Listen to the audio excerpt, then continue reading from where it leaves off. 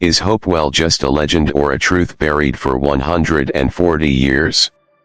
What would you do if a 10-year-old child looked you straight in the eyes at a graduation ceremony and said, "You were my wife in a past life"? For Sheriff Sarah Dalton of Eden Ridge County, Tennessee, this moment shattered everything she thought she knew about logic, law and life itself. Sarah Dalton, sheriff of Eden Ridge County in southern Tennessee, had never believed in reincarnation. For her, life was built on discipline, logic, and the law. But that belief was about to be shaken. It happened at a small-town elementary school graduation, a sunny, quiet afternoon filled with applause and proud parents. Sarah, dressed in her crisp uniform, golden hair tied back, and eyes steady with resolve, stepped onto the stage. The auditorium erupted in applause as she was introduced, a source of pride for our county, the first woman ever elected sheriff in Eden Ridge's history. Sarah offered a gentle smile. It wasn't pride, exactly, it was the quiet acknowledgement of how far she'd come. Of sleepless shifts, unsolved cases, and the invisible weight of grief justice can carry.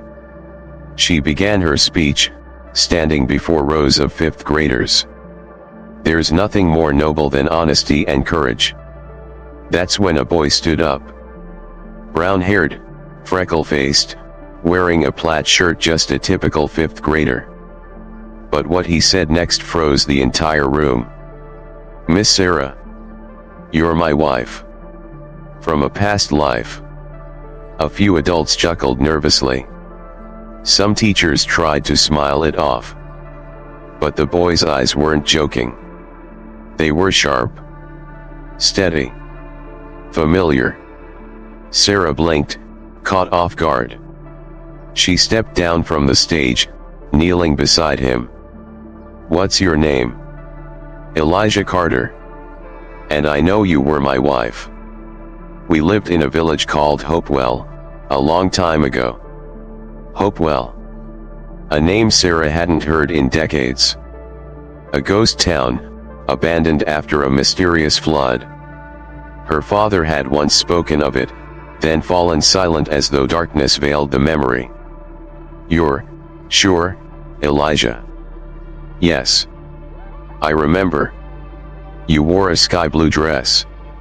You used to make corn porridge for me under a big oak tree. You laughed like you do now." Sarah's heart pounded. A sky blue dress. Corn porridge. An oak tree. Images rushed through her mind like headlights in the rain. A quiet village, a wood-fired stove, distant laughter. No. It couldn't be. She was rational. She didn't believe in such things. And then, Elijah pulled something from his pocket.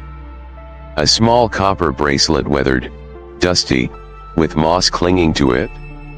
"You buried this in our yard. You said, if we're ever separated, this will bring you back to me." Her hand trembled as she touched it. Cold. Rough. Familiar. No, this had to be a prank. Or coincidence. Maybe he found it by accident. Maybe. Then came the whisper, her own voice, echoing faintly from a forgotten dream. "If one day I forget you, find the bracelet." She looked up. Elijah wasn't looking at her like a child. "If this is just imagination, then why am I so afraid of losing you again?" The next afternoon at 4 p.m., Sarah parked her patrol car in front of the Carter's home. A peaceful neighborhood on the eastern edge of Eden Ridge. White fences, wide porches, the whisper of wind through oak leaves. The door opened. A tired but kind woman greeted her. "Hi. I'm Helen, Elijah's mother. Thank you for coming." Sarah nodded, scanning the neat living room. Elijah sat calmly on the sofa. His dark eyes lit up not with childish excitement, but with recognition. "I told you you'd come back," he said softly. Sarah sat across from him, her hand brushing the copper bracelet in her jacket pocket. "Elijah," she began carefully, "can you tell me everything you remember? From the beginning." Elijah inhaled slowly. "Your name wasn't Sarah. It was Margaret. You lived in Hopewell, near Birch River. You always woke early, washed your hair at the riverbank, and made corn porridge with honey. You told me to eat slowly so I wouldn't choke." Sarah swallowed hard. Her throat felt dry. "Do you remember anything else?" "A lot," Elijah said. "There was a man, Gregory Sinclair. He was the village elder's son. He always looked at you like you were something he had to own." Gregory Sinclair. The name struck Sarah like a blade. She'd seen it last night in an archived file. The last administrator of Hopewell before it was abandoned was a Sinclair. "You said there was a flood." Elijah nodded. His expression darkened. "He opened the dam. Everyone thought it was a disaster. But I saw it. That night, it didn't even rain. But the water rushed in. You tried to save me.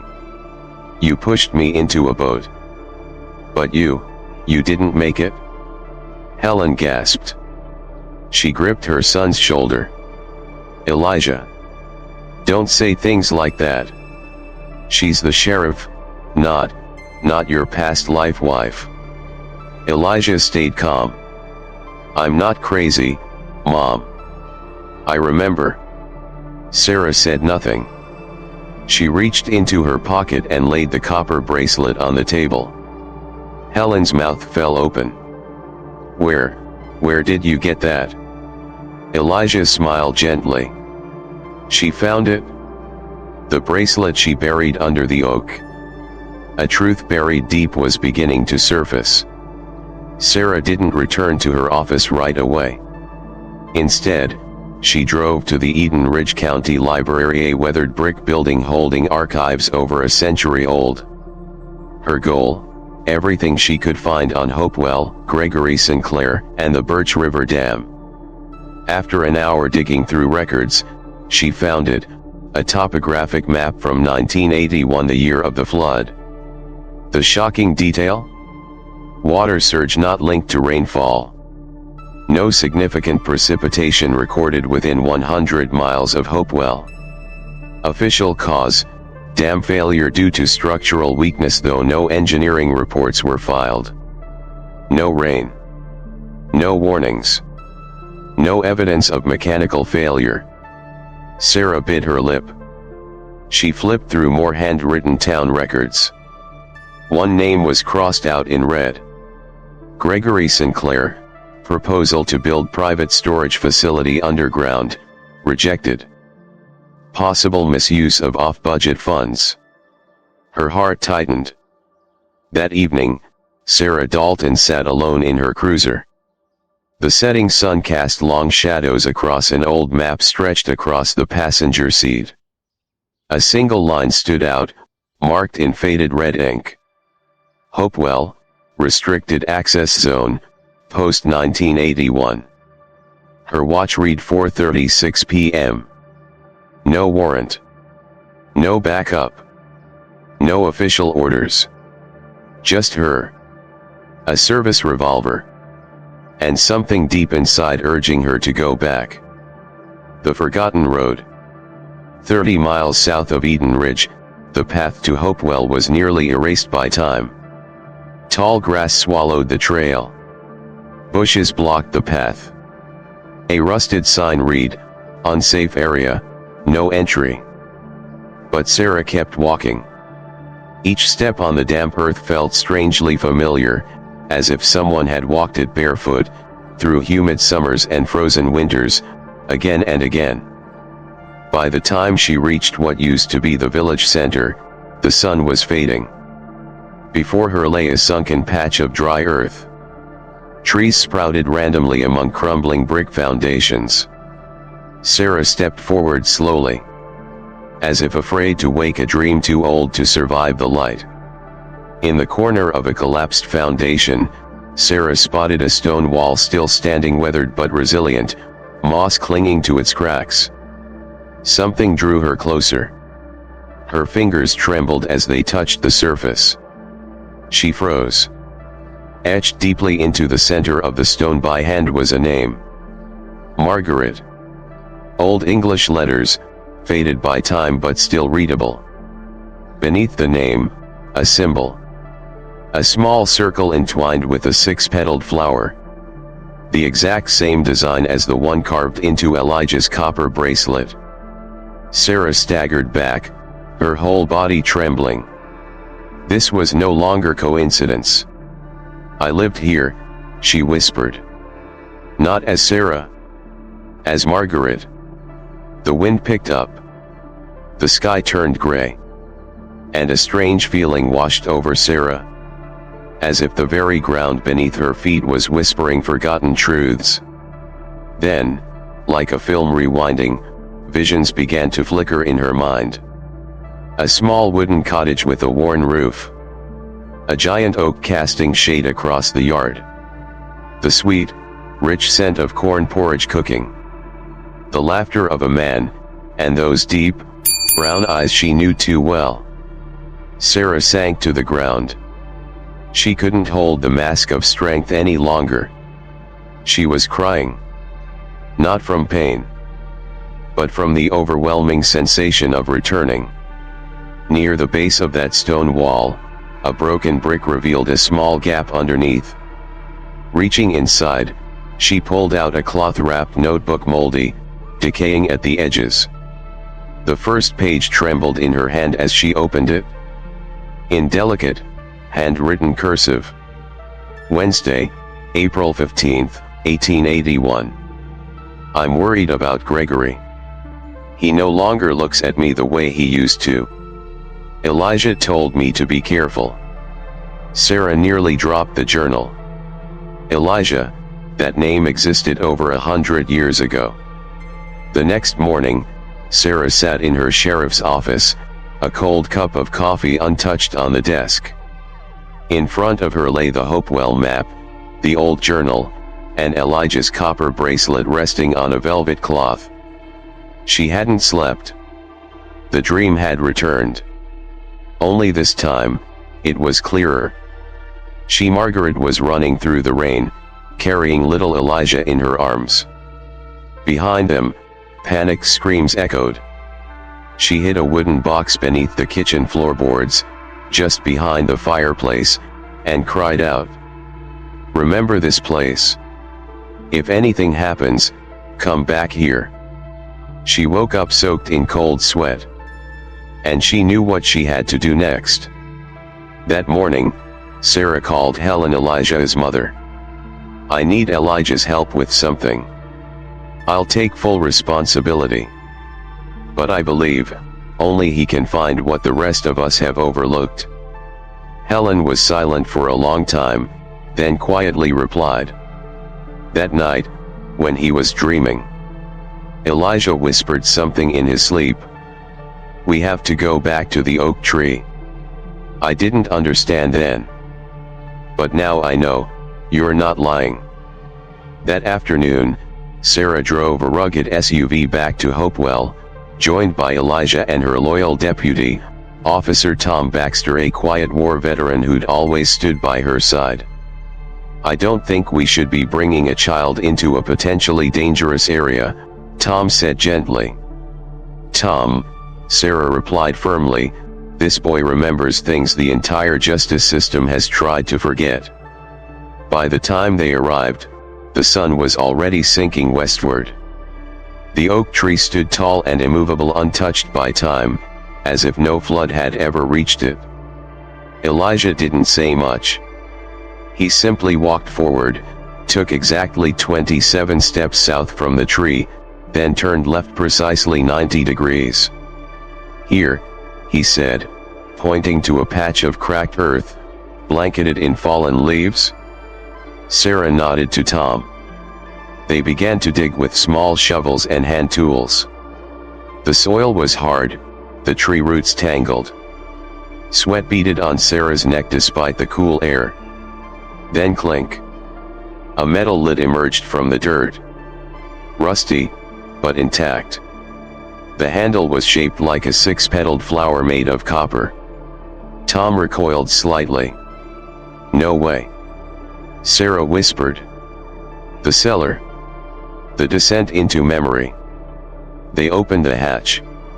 A wave of damp, ancient cold rushed upward. Tom switched on his flashlight.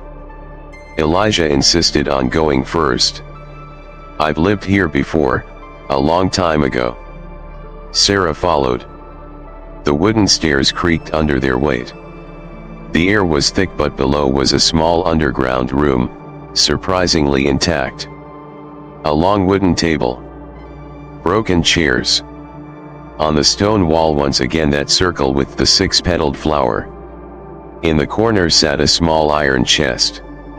Sarah opened it. Inside were a rolled-up map, marked with locations of underground storage sites around Hopewell. A handwritten letter, signed Margaret. And another notebook. The first line, scrawled in bold handwriting. "Gregory is hiding something beneath the birch dam. I have to speak the truth before it's too late." The next morning, Sarah's desk looked more like a courtroom exhibit. Old Hopewell maps. Margaret's journal. Handwritten letters. The cellar diagrams. And the map of hidden storage sites beneath the birch dam. One thing stood out. Gregory Sinclair's name appeared at least 17 times across the documents. One drawing bore a red seal. Emergency discharge valve, to be used only on personal authorization. Final line. Authority, G.S., June 1881. Sarah gathered all the materials and took them to the county courthouse to request a formal investigation of Birch Dam. But at the reception desk, she was blocked by District Attorney John McCrae. "Sarah, I strongly advise you to drop this. You're digging up history that's been at peace for decades." "Peace doesn't equal justice, John," she said, voice low but firm. "Do you really believe that boy is someone reincarnated?" "I believe in the truth. And if the truth needs an old soul to speak it, then I'll listen." McCrae frowned, said nothing. He withdrew the file. Refused to sign the order. Sarah left the courthouse empty-handed. But her resolve was stronger than ever. That evening, Sarah, Elijah, and Tom drove to Birch Dam without permission. Now a tranquil recreation area, filled with campers and fishermen, no one would suspect that beneath its waters, history had been drowned. Elijah led them along a hidden dirt path behind the dam. He pointed to a massive stone slab covered in lichen. "Here. Under this rock. There's a tunnel entrance to the old storage vault. You Margaret hid your final letter here." Sarah and Tom used crowbars to lift the slab. Beneath it, a small, rusted metal hatch. They pried it open, revealing a narrow, spiral staircase spiraling into the earth. In the dark room beneath Birch Dam, they discovered an iron box locked with a simple latch. Tom broke it open. Inside was a yellowed envelope labeled in faded ink. "Open only if I do not return. M." Sarah opened the letter. Inside. "I, Margaret and Carter, testify that Gregory Sinclair deliberately manipulated the emergency release valve to flood Hopewell, destroying all records of property, lives, and the hidden treasures stored in our village. If I disappear, it means he succeeded. Please bring this truth to light, no matter how long it takes." Sarah couldn't speak. Elijah stood beside her, silent, like a spirit who already knew. Tom's voice was a whisper. "What the hell is going on, Sarah?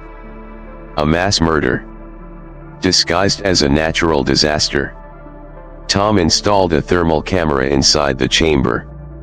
On the stone wall, it detected a strange indentation. Beneath it, an aerodynamic tunnel, leading to the old discharge system. Elijah turned to Sarah and whispered, "This place once held someone prisoner." Sarah froze. Was there anyone else who knew the truth besides Margaret? Elijah nodded slowly. Yes. But he was captured before he could speak. You once promised to return for him. But you never made it back. The next morning, an eerie fog blanketed Eden Ridge. The pine-covered hills behind town looked like silent sentinels, guarding forgotten secrets. Sarah stood at her office window, clutching a hot mug of coffee, though she didn't sip it. Her mind returned to Margaret's final letter. Gregory flooded the town for treasure and silence. If what Margaret wrote was true, then Gregory didn't just commit murder.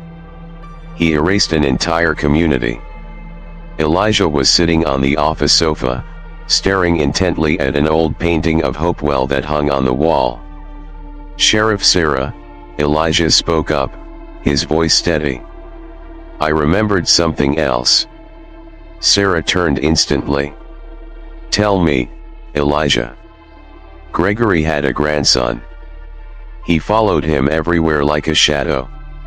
Margaret once told me, "Be careful of that boy. Eyes like a wolf, voice sweet as sugar." Sarah froze. "Do you remember his name?" "No, but I remember his face." Elijah closed his eyes. After a few moments, he opened them and pointed at a photo on the wall. A group portrait of the current county officials. He pointed to one man. Deputy Mayor Douglas Sinclair. Sarah dove into the personnel records. Douglas Sinclair, 47 years old, great-grandson of Gregory Sinclair.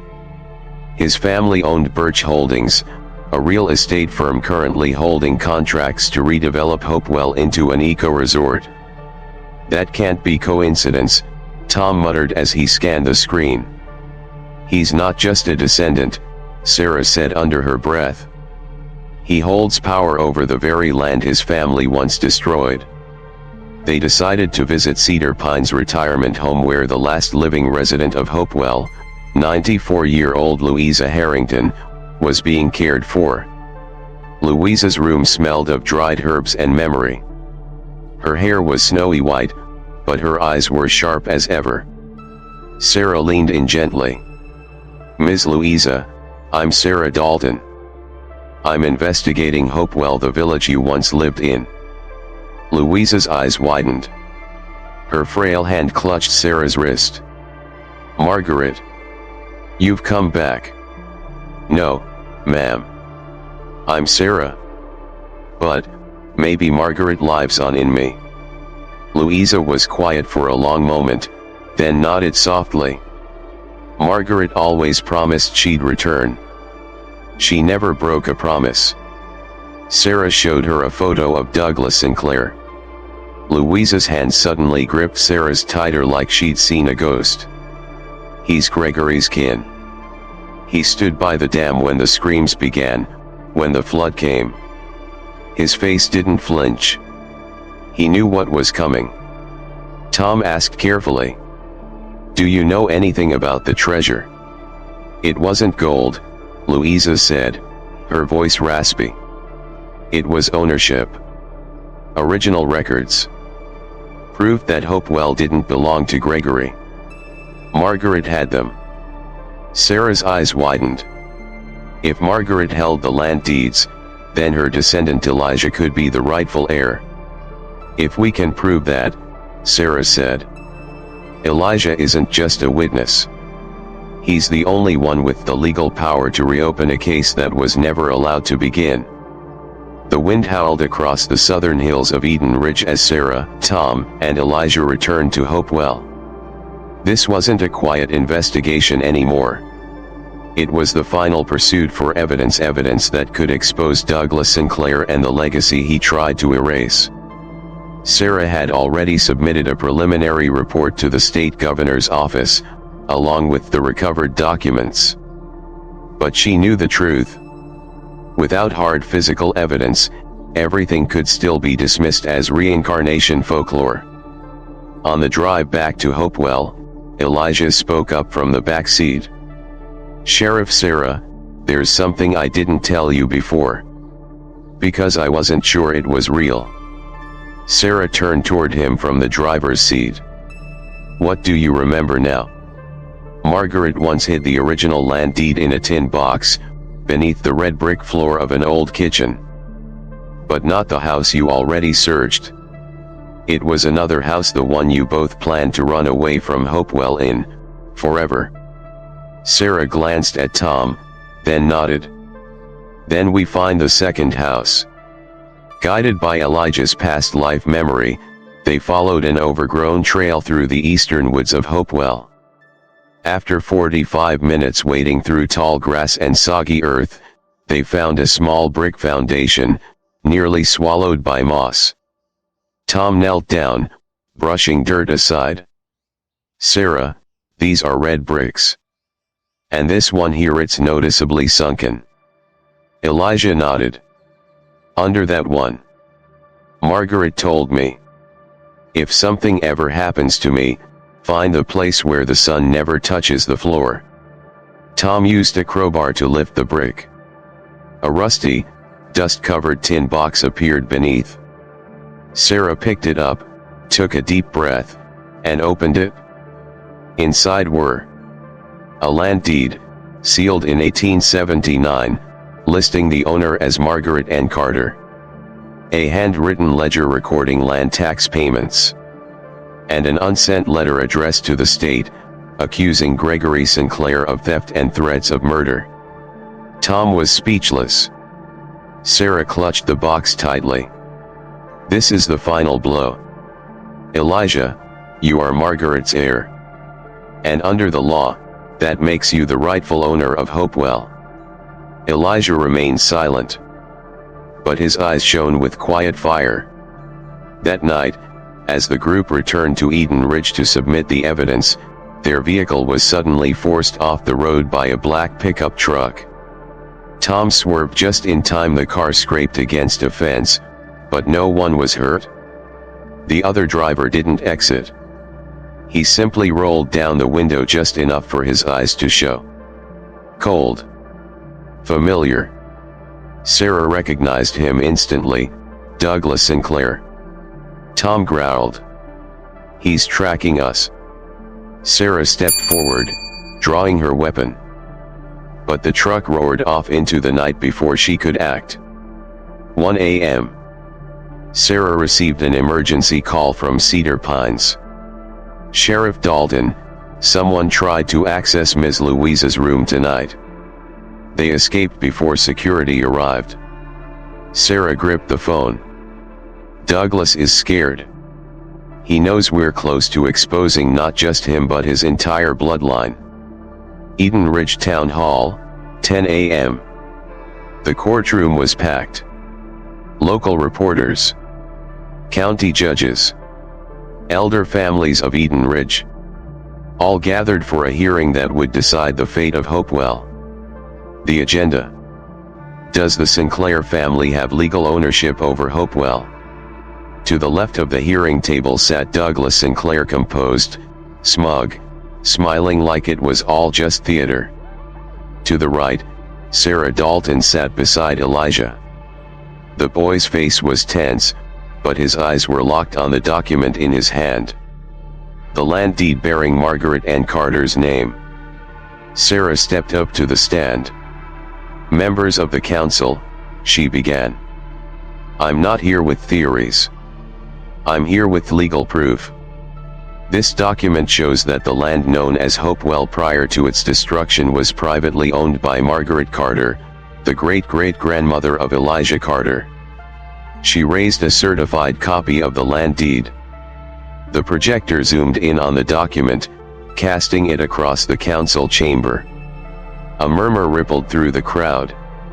In addition, she continued, I have journal entries detailing the deliberate sabotage of the Birch Dam, orchestrated by Gregory Sinclair, the great-grandfather of Douglas Sinclair, in a conspiracy to flood Hopewell and seize its land. Douglas stood up, his tone calm but laced with venom. What a fascinating piece of fiction, Sarah. A 10-year-old claiming to be the descendant of someone who died over a century ago. And you, the sheriff turned reincarnation archaeologist. Laughter rippled through the room. Elijah lowered his head. Douglas pressed on. You can forge documents, spin tales out of any ruined home. But the fact is, Hopewell belongs to Birch Holdings, and our deeds are recognized by the Land Registrar's office. Sarah didn't blink. And what happens when the public learns that those deeds were approved by an office financially controlled by you, Douglas? Elijah speaks up. The boy suddenly stood, voice clear and unwavering. I'm not just evidence. I am a memory that never died. All eyes turned toward Elijah. Gregory Sinclair once imprisoned a man in a cellar near Birch Dam. That man was my grandfather. Margaret never made it back in time. And that day, he looked at me through the door. That smile. I've never forgotten it. Elijah pointed straight at Douglas. Because I just saw the same smile on your face. The chamber fell into stunned silence. Sarah turned to Elijah. He gripped her hand tightly. Then his eyes glazed for a moment, as if a piece of memory long locked away had just been released. Sheriff Sarah, no. Margaret. His voice dropped to a whisper. We tried to run. You told me if anything happened. I had to speak up. But I didn't make it in time. Tears rolled down his cheeks. Sarah knelt and wrapped her arms around him. It's okay. This time, I won't leave you behind. An investigative journalist, Linda Cruz, rose from her seat. I've been following this case closely. According to official land archives from the state of Tennessee dated 1881, there is record of a Margaret N. Carter. I formally request that all development plans for Hopewell be suspended, pending an independent federal investigation. The room erupted in noise. The committee had to gavel the chamber back to order.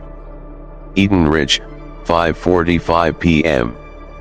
Right after the hearing, Sarah received a call from Linda Cruz. I've got a source. Douglas Sinclair was just spotted sneaking into the State Archive building, carrying a black leather bag and a can of gasoline. Sarah didn't hesitate. He's going to destroy the original evidence. We can't let that happen. The chase to the State Archives. Sarah, Tom, and Linda jumped into the car, bringing Elijah with them. When they arrived, a security guard had been found tied up in the control room. He went down to the basement. Another employee followed him but hasn't returned. Sarah drew her firearm and rushed into the pitch-black lower levels. Her flashlight cut through rows of old wooden shelves thick with dust. The air reeked of damp paper and faded ink. At the end of the hall, a metallic clang, and the acrid scent of smoke. Douglas was burning documents. Stop right there, Douglas, she shouted. He turned, eyes bloodshot. We all know Hopewell was a corpse. Don't let believers in reincarnation drag history backward. Tom tackled him before the flames could spread.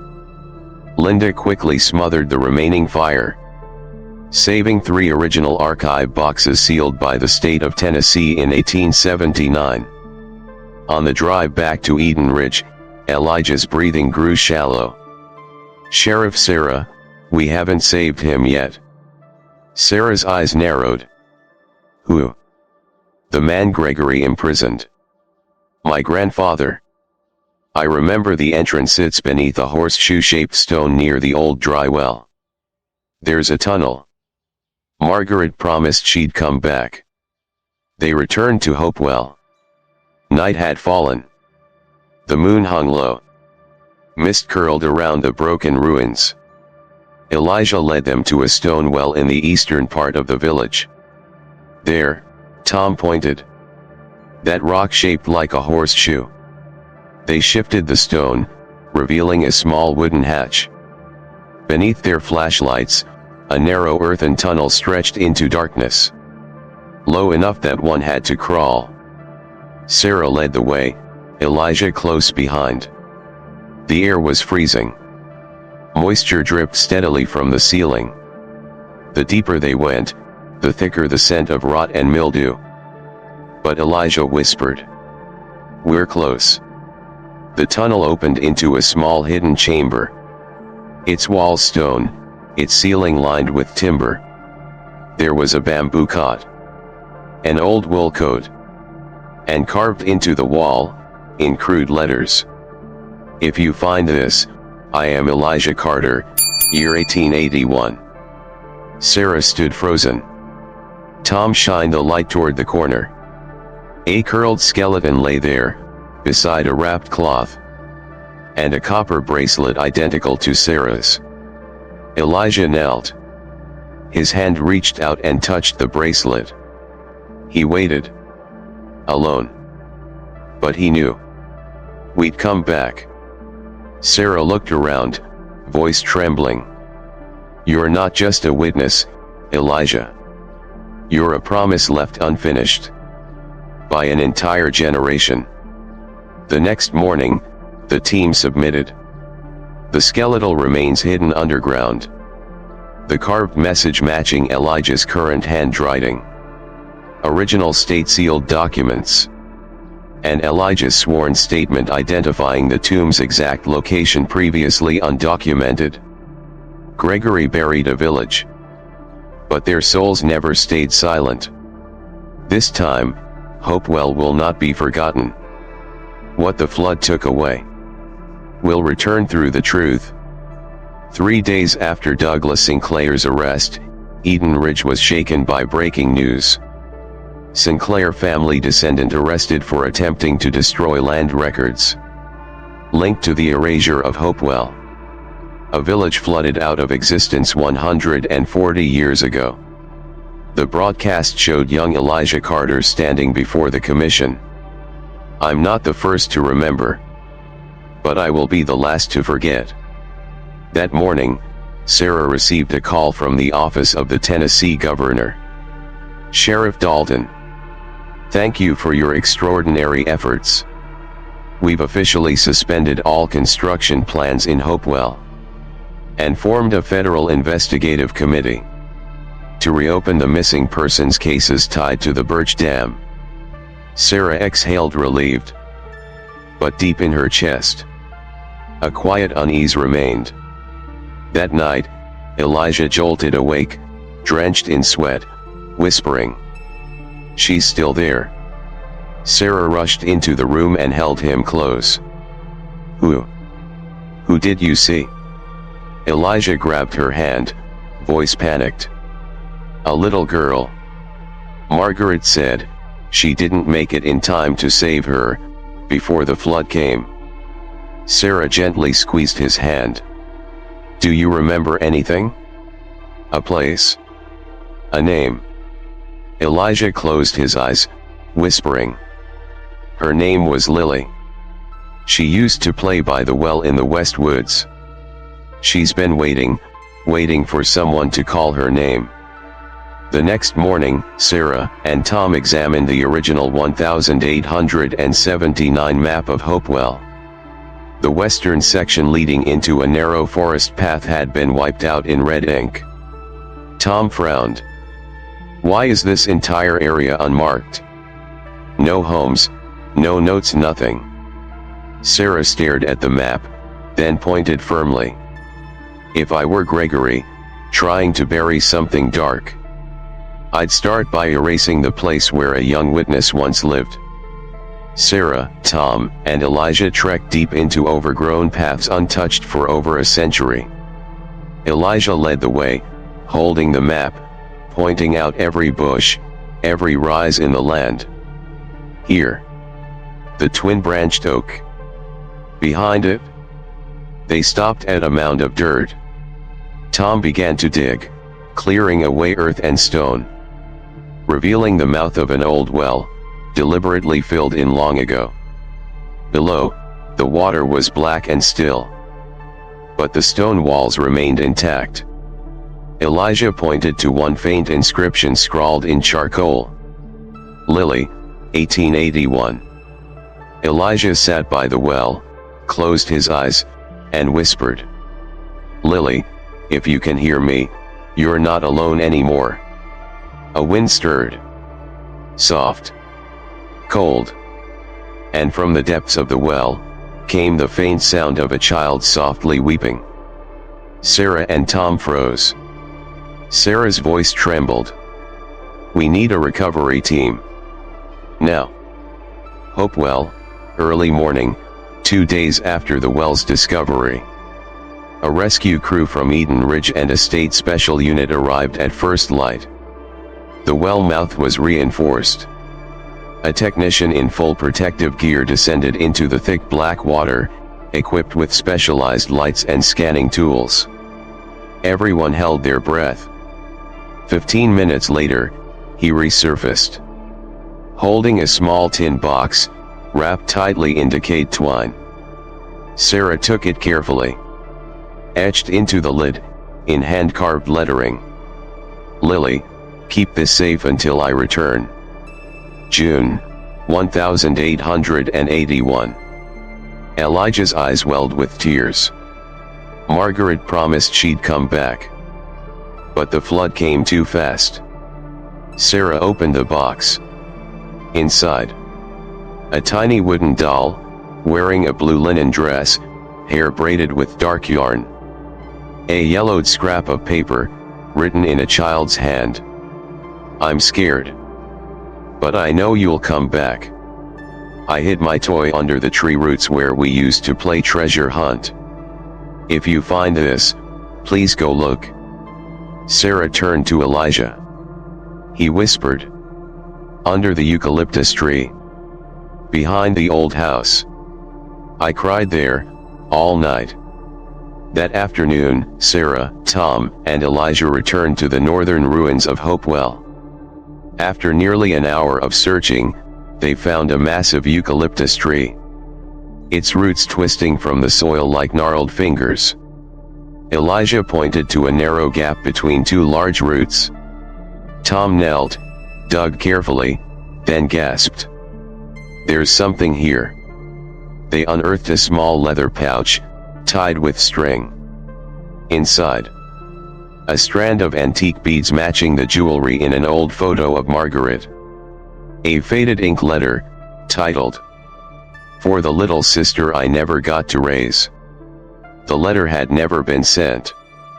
In it, Margaret wrote, "If anyone finds Lily, protect her. She is Carter blood. Though she doesn't bear the name. She was my father's daughter born to a maid, never acknowledged.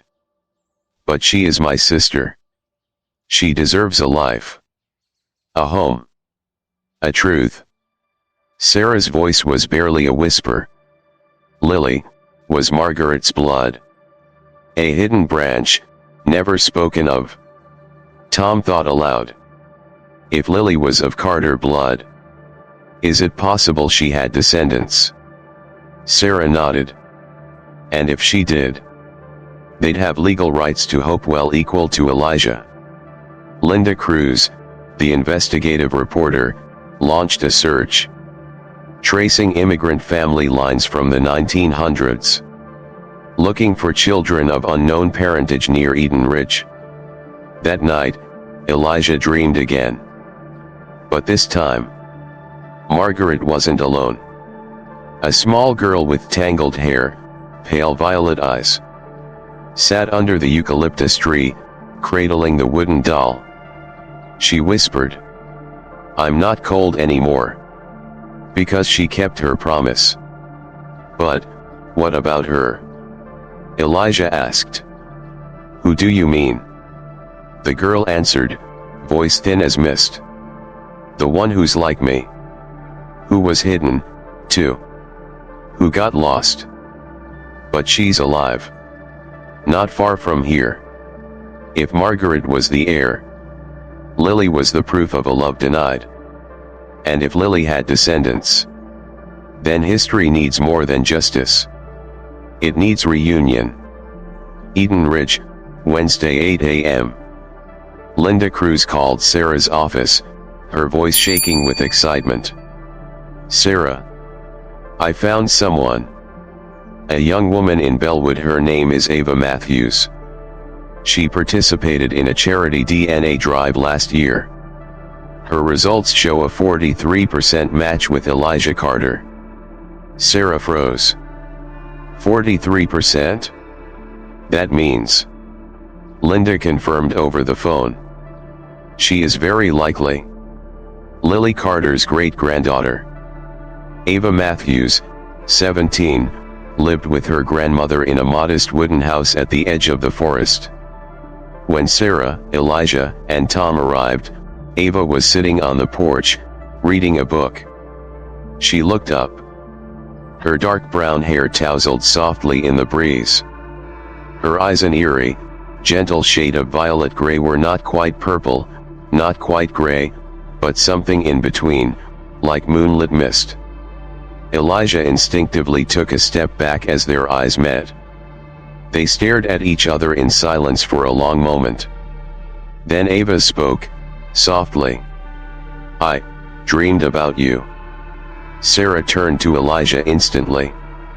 "What did you see?" Elijah asked, voice trembling.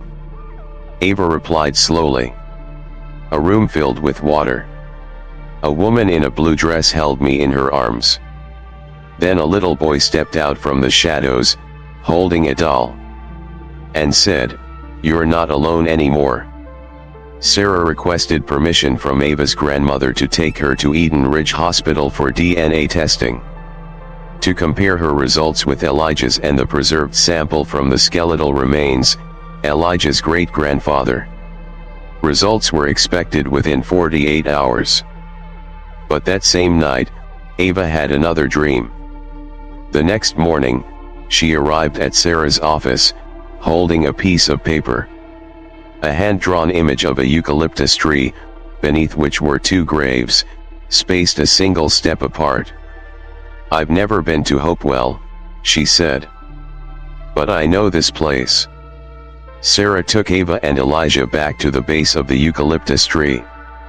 Elijah held Ava's map, comparing it with the actual terrain. They stopped, 4 paces from the trunk. "Here," Ava said, pointing to the firm soil. Tom began to dig. After nearly 20 minutes, they uncovered 2 small stone markers, deep but still intact. The first was carved. Lily, born without a name, but loved by an entire village. The second, Margaret, the one who kept her promise until the very end. As the headstones were lifted from the ground, Elijah instinctively reached for Ava's hand. A soft breeze stirred. The trees around them seemed to still for a moment. Both children closed their eyes. And in that moment, they saw the same memory. A summer afternoon. 2 children playing treasure hunt under the tree roots. A thin rope tied around their wrists. A promise of forever. Margaret watching from afar, smiling gently, eyes brimming with tears. 48 hours later, the DNA results were officially released. Ava Matthews was confirmed as the 4th-generation descendant of Lily Carter, the illegitimate daughter of the Carter family. The Eden Ridge County Court accepted the findings. According to Tennessee's 1880 land inheritance law, both Elijah and Ava had equal legal rights to inherit Hopewell. Hopewell, Sunday 10 a.m. The sky that morning was unusually clear. A light breeze danced through the eucalyptus trees that had stood for centuries. At the very heart of the former village, Sheriff Sarah Dalton, dressed in uniform without her weapon, stood beside Elijah Carter and Ava Matthews.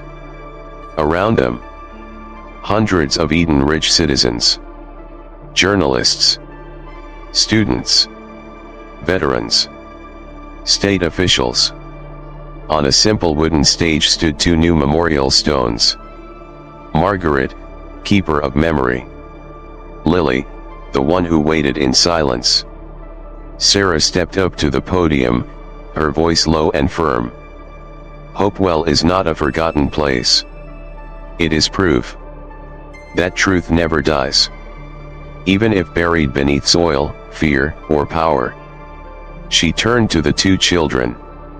Today, Elijah and Ava, two souls bound by blood and promise, will speak the first words in the rebirth of Hopewell.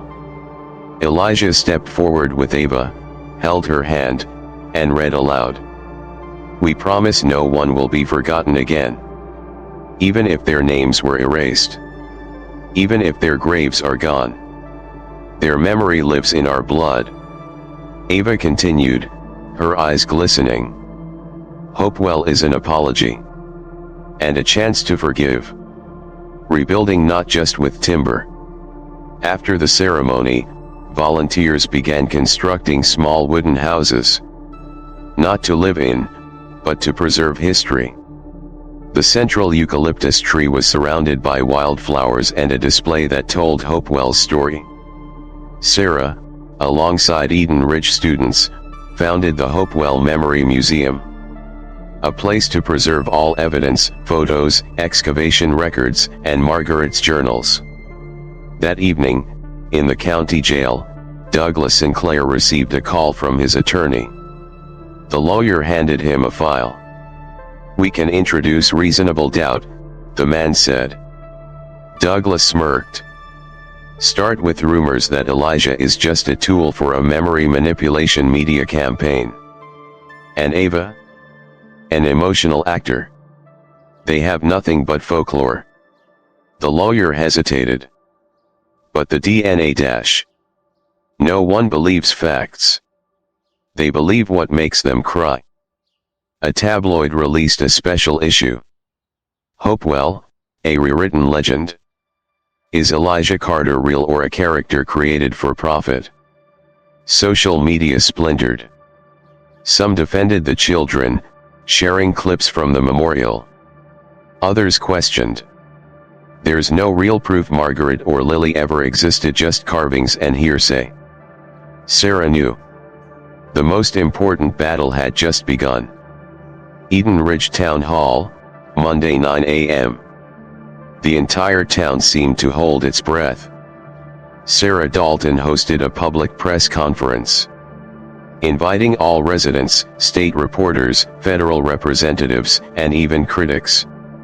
At the podium, beside Sarah, stood Elijah Carter, Ava Matthews, Tom Baxter, and an elderly man with white hair, a cane, and eyes like deep water. Sarah introduced him. This is Walter Greaves, 87 years old. The only living grandson of Samuel Greaves, who once served as Gregory Sinclair's personal clerk. The room froze.